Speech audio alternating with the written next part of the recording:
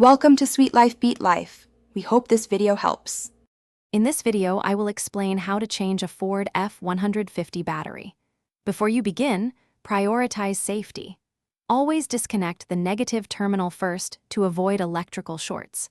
Wear safety glasses and gloves to protect yourself from battery acid.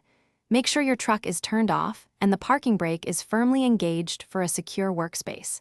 These precautions are crucial for a safe replacement. Now, let's get to disconnecting the old battery.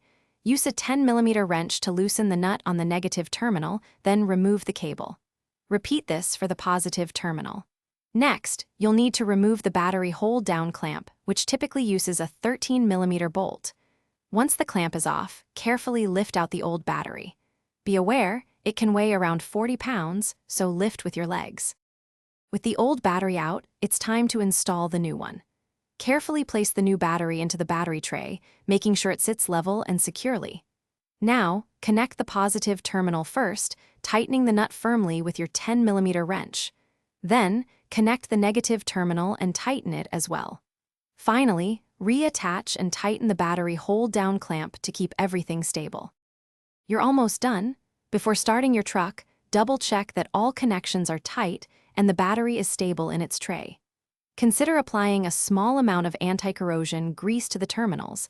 This helps prevent future issues and extends battery life. Remember to properly recycle your old battery at an authorized collection center. This simple replacement can save you time and money. Thanks for watching. Consider subscribing if we helped you.